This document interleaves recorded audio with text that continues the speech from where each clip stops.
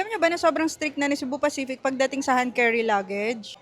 Hello, hello, it's Mami Chrissy and lilipad nga tayo to Bohol today. So nandito kami ngayon sa Terminal 3 domestic area and kanina nung nag-check-in kami sa Cebu Pacific, to think na ito lang yung hand carry luggage namin.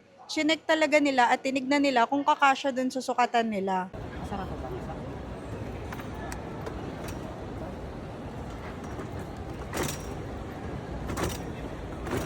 Zipper nyo lang masarap.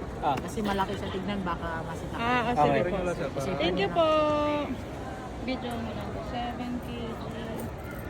So, kung magpa-fly kayo with Cebu Pacific and hand carry, make sure tama yung size ng hand carry nyo and kakasya siya sa sukatan na to.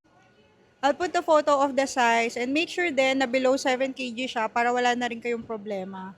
May nakita kasi kaming post sa Facebook kanina, tapos ito yung hand carry niya and hindi siya pinayagan i-hand carry yung luggage niya, tapos pinagbayad daw siya ng 2,000 pesos. So ayun lang, a friendly reminder lang sa lahat na magta-travel with Cebu Pacific and don't forget to follow us for our Bohol trip. Thank you for watching. Bye!